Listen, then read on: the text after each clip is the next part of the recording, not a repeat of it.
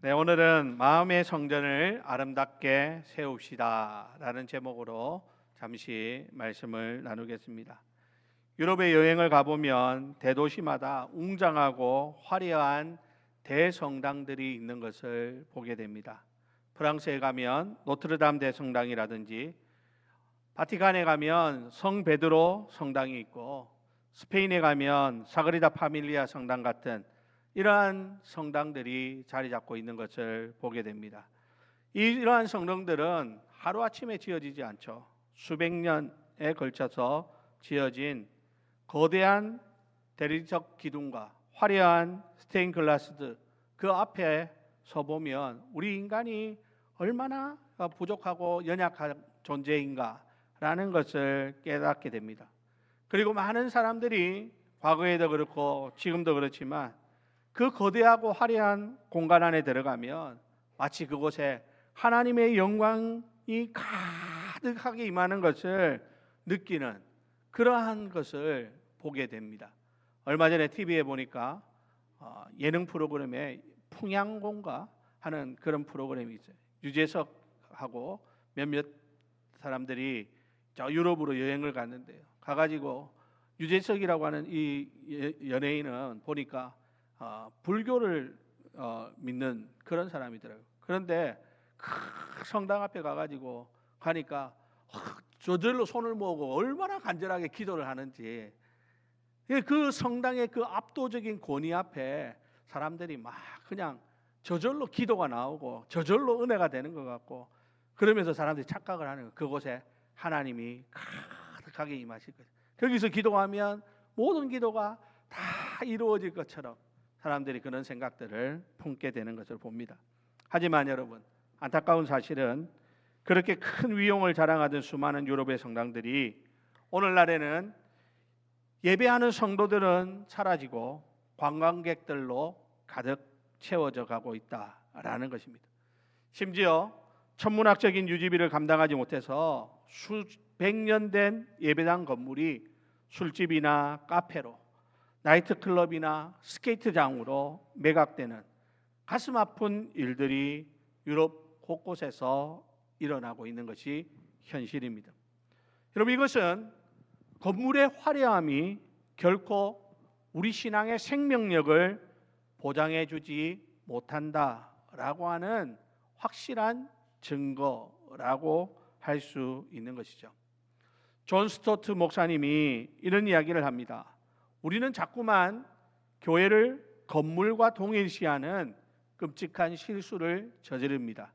그러나 성경이 말하는 교회는 결코 벽돌로 지어진 물리적인 공간이 아니라 성령으로 거듭난 하나님의 백성들의 모임이 바로 교회, 성전입니다 라고 이야기를 합니다.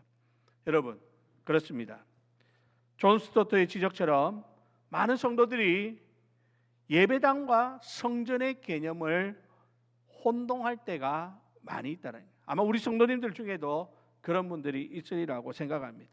여러분, 이 예배당은요, 단순히 우리가 모여서 예배드리기 위해서 비바람을 막고 편의를 제공하도록 지은 물리적인 건물이고 공간입니다. 그러니까 오늘 우리가 모여있는 이곳은 뭡니까? 예배당입니다. 반면에 성경이 말하는 성전은 무엇이냐면 거룩하신 하나님께서 친히 임재하시는 처소가 바로 성전이다 라고 성경은 말씀하고 있다는 것이죠.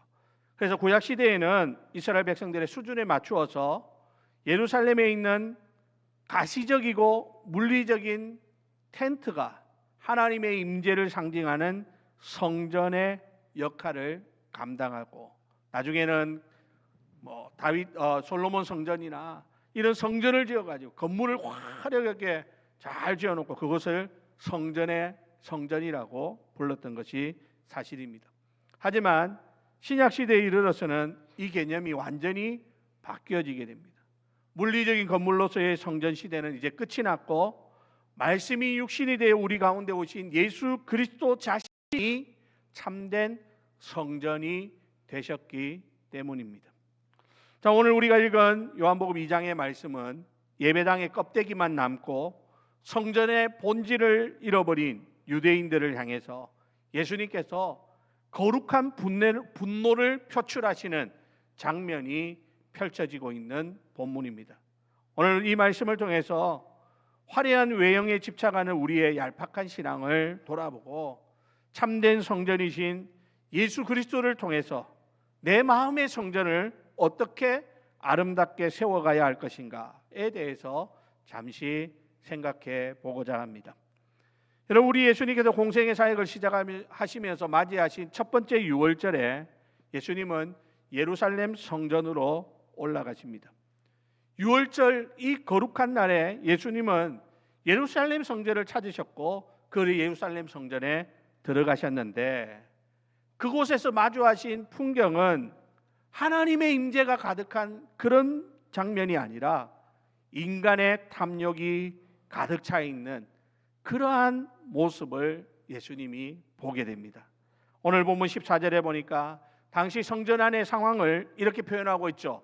소와 양과 비둘기를 파는 사람들과 돈 바꾸는 사람들이 앉아 있더라 라고 말입니다. 여러분, 지금 이 소와 양과 비둘기를 팔고 사람들이 돈을 바꾸고 하는 이런 상행위가 벌어지고 있는 곳이 어디냐 하면 바로 이방인의 뜰이라고 하는 곳입니다.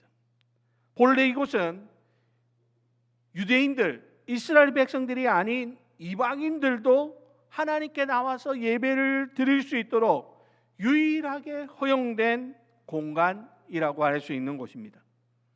예수님께서 내 집은 만민이 기도하는 집이다 라고 하신 그 말씀이 어쩌면 성취되어지는 곳이 바로 이 이방인의 뜰이라는 곳이었습니다.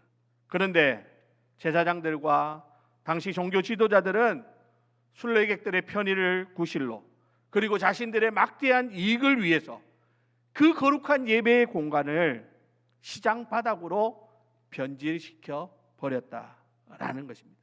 흠없는 재물을 쉽게 구할 수 있도록 해주고 로마 황제의 얼굴이 새겨진 동전을 성전세로 바칠 수 있는 성전 전용 주화로 환전해주는 시스템은 겉보기에는 아주 무척 훌륭한 종교 서비스처럼 보일 수 있지만 그 이면에는 가난한 자들의 주머니를 착취하고 이방인들의 예배 초소를 빼앗아버린 인간의 무서운 탐욕이 자리 잡고 있었던 것입니다.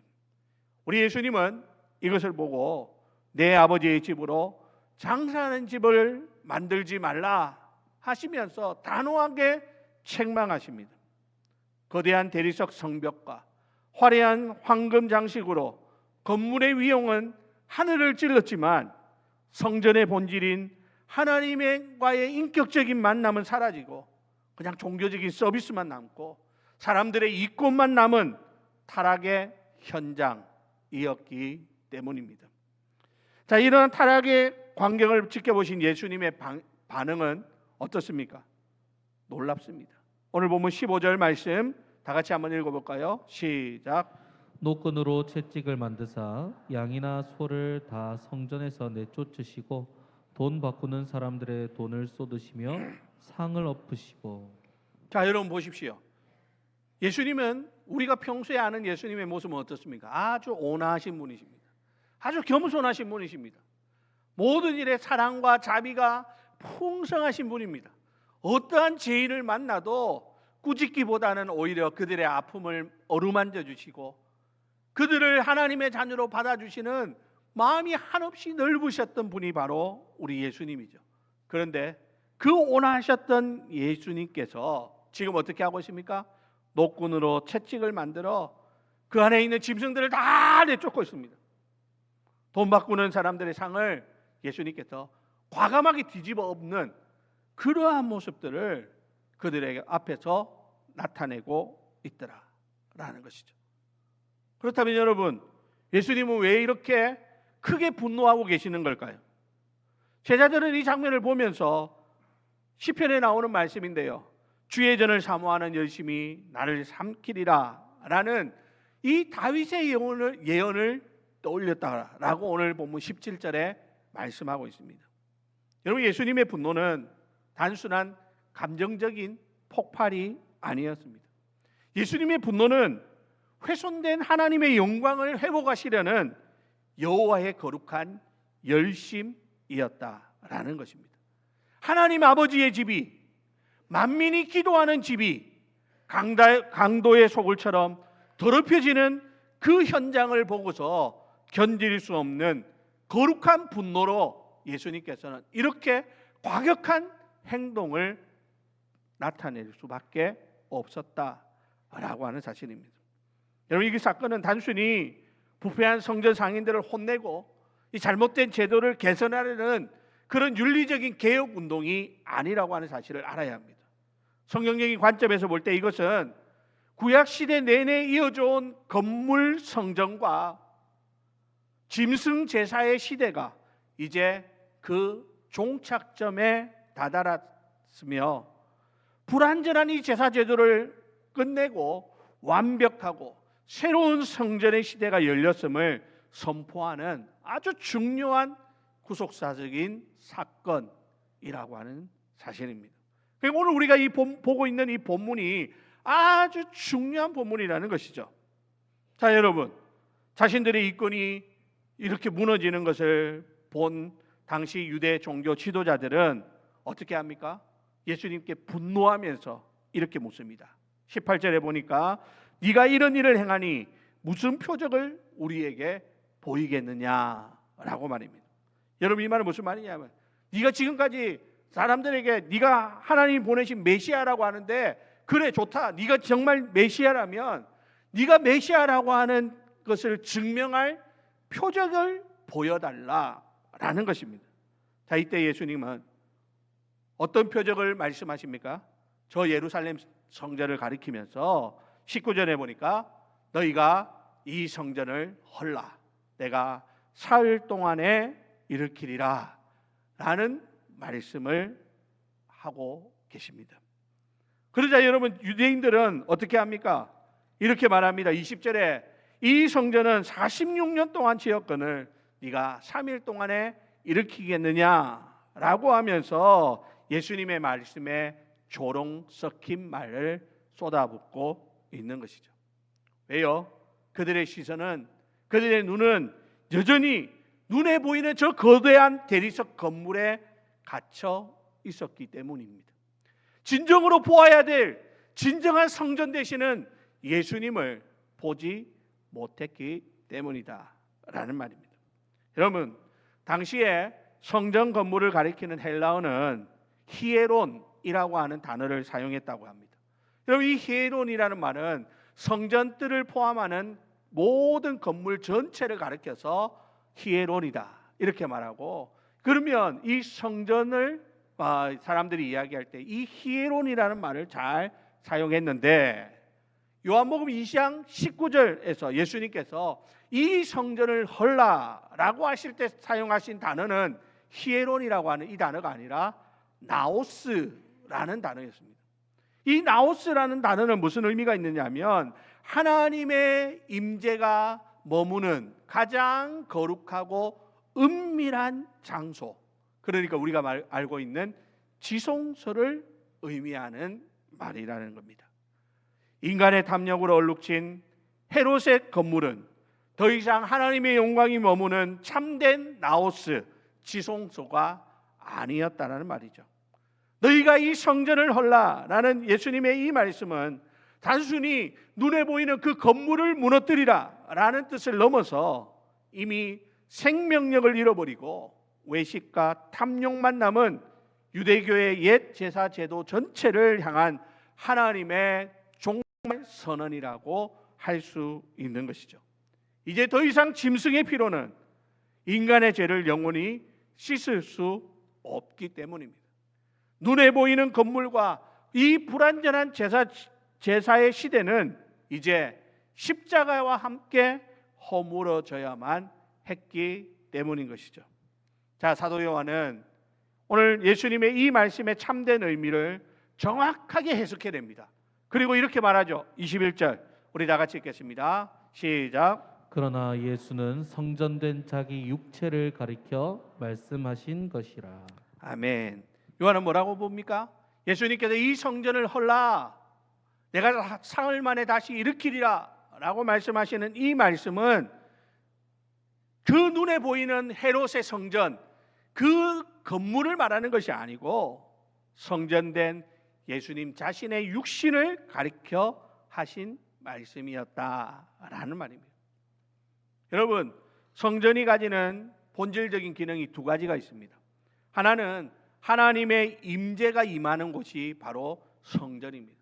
여러분, 성전에는 하나님의 임재가 가득합니다. 하나님이 그곳에 오신단 말이에요. 하나님이 그곳에 함께 하시는 곳, 그곳이 바로 성전이다라는 말이죠. 그래서 요한복음 1장 14절에 보면 말씀이 육신이 되어 우리 가운데 거하시매라고 말씀하고 있습니다. 구약 시대에 성막과 성전 건물에 머물던 하나님의 영광이 이제는 완벽한 인간의 몸을 입고 오신 예수 그리스도 안에 온전히 충만하게 거하게 되었다라는 선언이죠. 두 번째로 성전의 기능은 뭐가 있습니까? 제사를 통해서 죄인인 우리가 하나님을 만나는 곳이 바로 성전이라고 하는 것입니다. 그러니까 예수님께서 내가 성전이다 라고 말씀하시는 것은 예수님 당신이 스스로 흠없는 하나님의 어린 양이 되셔서 십자가라는 제단 위에 자신의 육체를 단번에 영원한 제물로 드리시죠. 예수님의 육체가 십자가에서 찢어지는 그 순간 예루살렘 성전의 지성소를 가로막고 있던 휘장이 위에서부터 아래로 찢어지게 됩니다. 여러분, 이것은 우리 인간이 하나님께 나아갈 수 있는 막힌 담이 허물어졌다라고 하는 것을 상징적으로 보여주는 장면입니다. 즉, 건물이 아니라 예수 그리스도 자신이 하나님과 죄인이 만나는 유일하고 완벽한 참 성전이 되셨다라고 하는 것을 확증하는 사건이라고 말씀하는 것이죠. 여러분, 그렇습니다. 우리 주님은 누구십니까? 참 성전이 되십니다. 그래서 우리 주님을 통하여 우리는 하나님을 만날 수 있습니다. 죄인인 우리가 이제는 하나님 앞에 담대히 나아갈 수 있습니다. 그리고 하나님은 그런 우리 가운데 찾아오십니다. 우리를 만나 주십니다. 우리의 상한 심령을 하나님이 직접 어루만져 주시고 우리 안에 있는 모든 더럽고 추악한 죄악들을 다 예수의 보혈로 깨끗게 해주시는 그런 놀라운 은혜가 일어나는 곳이 바로 예수 그리스도 참된 성전이신 나우스가 되신다라고 하는 말입니다. 뿐만 아니죠. 예수님은 내가 사흘 동안에 일으키리라 라고 말씀하셨는데, 여러분, 이 말씀은 예수님께서 사망 권세를 이기고 부활하심으로 영원하고 썩지 않을 참된 구원의 길, 새 성전을 완성하실 것을 선포하는 말씀입니다. 부활하신 예수님의 몸은 로마 군대나 세월의 흐름에 의해서 무너지는 돌 성전과는 차원이 다르다는 말입니다. 영원히 썩지 않고 파괴되지 않는 영광스러운 몸, 곧 새하늘과 새 땅에 속한 종말론적인 새 성전이 바로 우리 주님의 몸 성전이라고 하는 사실입니다. 실제로 눈에 보이는 화려한 예루살렘 성전, 유대인들이 그렇게 자랑스럽게 여겼던 그 성전은 어떻습니까?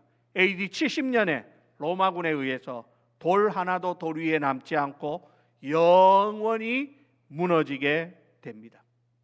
반면에 예수 그리스도, 그들이 십자가에 못 박아 죽였던 온몸에 채찍으로 상처를 내고 손과 발에 못자국으로 허리에는 창을 찔러 예수님 몸 안에 있는 모든 것을 다 쏟아내게 만들어 죽게 만들었던 그 예수 그리스도께서는 어떻습니까?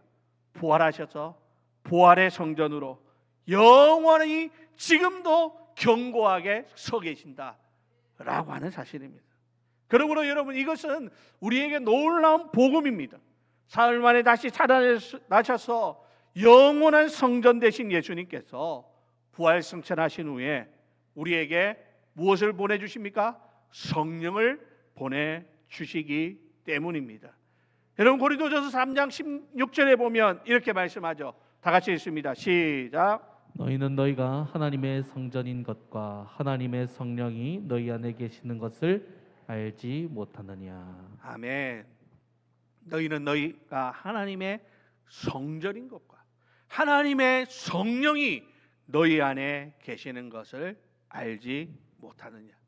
여러분, 그렇습니다. 참 성전이신 예수 그리스도와 연합된 자들은, 즉 예수 그리스도를 구주로 영접하여 성령을 마음에 모신 우리 한 사람 한 사람은 이제 세상 속에서 걸어다니는 하나님의 성전이 되었습니다. 건물에 갇혀 계시던 하나님께서 이제는 우리의 상하고 통해하는 심령을 성전 삼으시고 우리 안에 영원히 내주하신다라고 하는 말입니다. 예수님께서 사흘 만에 일으키신 것은 단순히 자신의 육체를 넘어서 시공간을 초월하여 온 열방 세상 가운데 세워질 영광스러운 무형의 성전, 곧 진정한 성전 교회를 탄생시킨 위대한 창조의 역사라고 하는 사실입니다. 사랑하는 우리 성도 여러분, 우리 주님께서 친히 십자가에 달려 죽으시고 3일 만에 부활하심으로 말미암아 이제 그분이 영원한 성전으로 우리 가운데 임하고 계시는 줄로 믿으시기를 바랍니다. 이제 그 성전이 바로 엄밀하게 말하면 우리가 성전이 되었다라고 하는 사실입니다. 그렇다면 여러분, 이 영광스럽고 심오한 성경의 진리 앞에서 우리 자신을 돌아보면 성령께서 거하시는 우리의 마음의 성전이 지금 어떠한 모습으로 서 있는가라는 것입니다. 우리의 심령이 정말 참된 성전의 기능을 다하고 있습니까? 그렇지 못하다면 그 이유가 무엇입니까? 그러면 우리는 어떻게 해야 합니까? 먼저 우리는 내 마음의 성전에 자리 잡은 세속적인 탐욕의 상을 과감히 엎어버려야 합니다. 유대 종교 지도자들은 겉으로는 하나님을 섬긴다고 했지만 내면에는 철저히 돈과 권력으로 가득 차 있었습니다. 여러분, 오늘 우리의 신앙은 어떻습니까? 우리가 하나님을 사랑하고 그분과 깊이 교제하는 것이 우리의 신앙의 목적입니까? 아니면 나의 세속적인 성공과 건강, 자녀의 형통을 얻어내기 위한 종교적인 거래를 하기 위해서 신앙생활을 하고 있습니까? 내가 원하는 복을 받아내기 위해서 하나님 앞에 헌금하고 봉사하고 심지어 주일 예배에 참석하는 것조차 마치 자판기에 동전을 넣듯이 성전세나 재물처럼 바치고 있다면 우리의 내면 역시 다 뭡니까? 장사하는 집으로 변질된 것이다 라는 말입니다.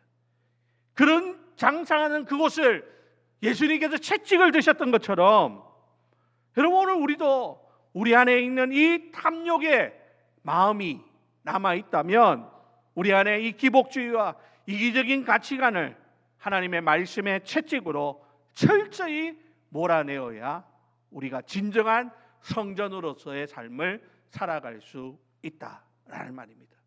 사랑하는 우리 성도 여러분, 오늘 우리 안에 있는 모든 탐욕을 다 갈아엎으시기 바랍니다. 그것을 걷어내야 우리 안에 하나님이 거하시는 아름다운 처소가 될 수 있는 것입니다. 오늘 이 시간 기도하면서 하나님 앞에 예배하면서 우리 안에 있는 모든 탐욕을 걷어내는 그러한 우리 모두가 다 되시기를 주님의 이름으로 축원합니다. 두 번째는요, 화려한 외형이 아니라 십자가 복음으로 마음의 중심을 채워야 한다라는 말입니다. 우리는 종종 남들에게 보여지는 외형적인 예배당을 화려하게 치장하는데 몰두하기 쉽습니다. 내가 다른 사람들에게 어떻게 보여지느냐, 뭐 겉모습은 말할 것도 없고요, 내 신앙의 모습이 저 사람에게 얼마나 거룩하게 보일까, 얼마나 경건하게 보일까, 거기에 몰두하기 쉽다라는 말이죠. 유대인들이 46년 동안 지어진 그 건물을 자랑했던 것처럼 말입니다. 그러나 우리 주님이 보시는 것은 뭡니까? 겉모습이 아닙니다. 우리 내면에 있는 지성소를 예수님이 주목하십니다. 탐욕을 비워내는 것만으로는 부족하다는 말입니다. 사흘 만에 부활하셔서 참된 성전이 되신 예수 그리스도의 십자가 복음과 그 예수로 말미암은 부활의 생명으로 우리의 내면을 가득 채워야 할 것입니다. 여러분, 나의 의나 종교적 열심이 기초가 된 성전은 쉽게 무너지지만 예수 그리스도의 십자가 은혜 위에 세워진 믿음의 성전은 어떠한 시련에도 결코 무너지지 않습니다. 그러므로 매일매일 내 안에 더러운 것을 갈아엎는 것은 물론이거니와 거기서 끝나면 안 돼요.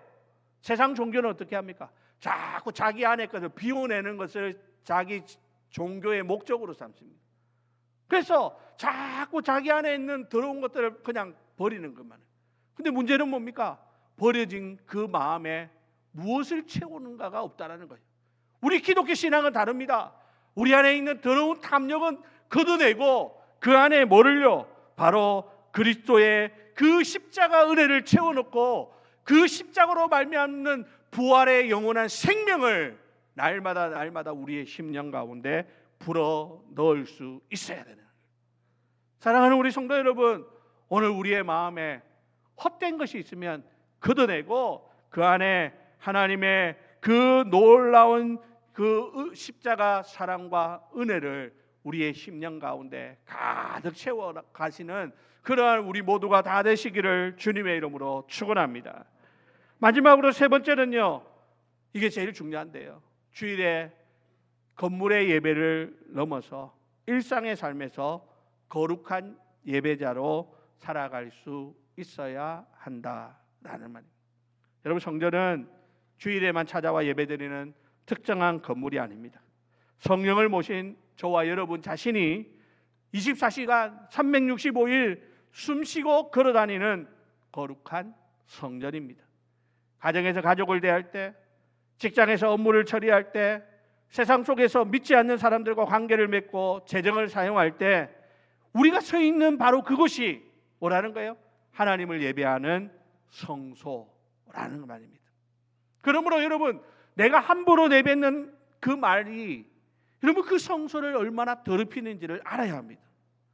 우리가 내뱉는 따뜻한 말 한마디, 사랑의 말이, 또 우리의 삶의 현장에서 흘리는 정직한 땀방울이 우리 주위에 만나게 되는 약자들을 향한 내가 내미는 긍휼의 손길이 하나님이 기뻐 받으시는 영적 예배로 쓰임 받을 수 있어야 하는 것입니다. 그러므로 여러분, 진정한 성전의 삶은 여기에서 드리는 것이 아닙니다. 이 예배당에서 우리가 예배 잘 드렸다고 우리가 성전의 삶을 살고 있다, 그렇게 말하지 마십시오. 진정한 성전의 삶은 이 예배를 마치고 예배당 문을 열고 저 세상으로 나가는 그 순간부터 진정한 성전의 삶이 시작된다라고 하는 사실을 기억하는 저와 여러분들이 다 되시기를 주님의 이름으로 축원합니다. 이제 말씀을 마치겠습니다. 내 마음의 그리스도의 집이라는 로버트 멍어의 책에 보면 우리 내면을 돌아보게 하는 아주 재미있는 예화가 등장합니다. 이 책의 주인공은 예수님을 자신의 마음의 집으로 기쁘게 모셔드립니다. 주님과 함께 서재의 불경건한 잡동사니들을 치우고 주방을 정결하게 하고 거실에서 매일 주님과 친밀한 대화를 나누면서 하루하루 행복을 누리게 됩니다. 마음의 집은 전례 없이 평안하고 아름다워졌습니다. 그런데 어느 날부터인가 집안에 원인을 알 수 없는 지독한 악취가 풍기기 시작하는 것입니다. 아무리 찾아봐도 이 사람이 아무리 찾아봐도 거기가 어디에서 이 악취가 나는지 모르겠는데 예수님께서 그 냄새의 진원지를 조용히 가르치더라는 겁니다. 그것은 바로 이 주인공이 집안 가장 깊은 곳 계단 밑에 몰래 숨겨두고 자물쇠를 단단히 채워둔 작은 벽장이었습니다. 주인공은 예수님이 그 벽장을 가리킬 때 아주 당황하면서 주님 앞에 막았습니다. 그리고 주님, 저것만은 제 지극히 사적인 공간이니까 결코 건드리면 안 됩니다. 이거는 제가 주님께 열어드릴 수가 없습니다 라고 말하더라는 것이죠. 알고 보니까 그 안에는 자신이 엄밀하게 즐기는 죄의 습관들, 포기할 수 없는 이기적인 고집들, 썩어가는 세상의 정욕들이 가득 들어 있더라라는 것입니다.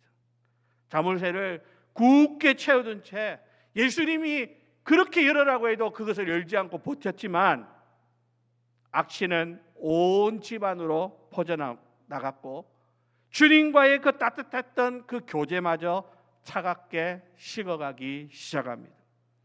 이 주인공은 깊은 괴로움 속에서 마침내 주님께 항복하게 됩니다. 자신이 생명처럼 움켜쥐고 있던 그 굳게 닫힌 벽장의 열쇠를 예수님께 내어드립니다.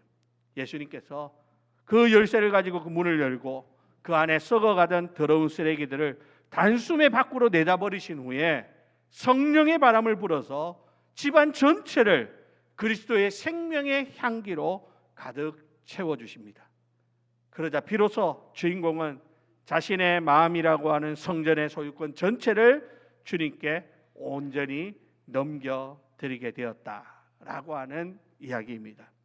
사랑하는 성도 여러분, 혹시 저와 여러분들의 마음 깊은 곳에는 주님께도 결코 내어주지 않는 굳게 자물쇠로 채워진 숨겨놓은 벽장이 있지는 않습니까? 주일 예배당에서는 거룩한 성도의 모습을 띠고 있지만 내 삶의 은밀한 지성소에서는 여전히 세상의 정욕과 세상의 더러운 것을 사랑하는 장사꾼의 소리가 요란하게 울려 퍼지고 있지는 않습니까? 오늘 무너진 우리의 심령을 회복하시고자 십자가를 지시고 거룩함으로 우리를 찾아오신 그 예수님 앞에 우리 마음의 모든 열쇠를 기꺼이 내어드리실 수 있기를 주님의 이름으로 부탁을 드립니다. 우리의 얄팍한 의지와 힘으로는 우리 안에 있는 지독한 악취를 스스로 씻어낼 수 없습니다. 오직 우리를 위하여 십자가에서 흘리신 예수 그리스도의 그 대속의 보혈과 사흘 만에 죽음을 이기신 부활의 생명력만이 우리의 마음의 성전을 정결하고 영광스럽게 새롭게 만드실 수 있습니다. 이번 한 주간 우리 마음의 모든 방, 은밀한 공간, 그 모든 곳들이 헛된 탐욕 대신에 예수 그리스도의 십자가 복음으로 가득 채워지는 은혜가 있기를 주님의 이름으로 축원합니다. 그리하여 텅 빈 채 위용만 자랑하는 예배당 건물이 아니라 매일의 일상 속에서 하나님의 영광을 찬양하고 그 영광을 세상 가운데 드러내고 정말 하나님의 그 아름다운 향기를 세상에 바라는 참된 마음의 성전으로 아름답게 지어져가는 저와 여러분들이 다 되시기를 예수님의 이름으로 간절히 축원드립니다.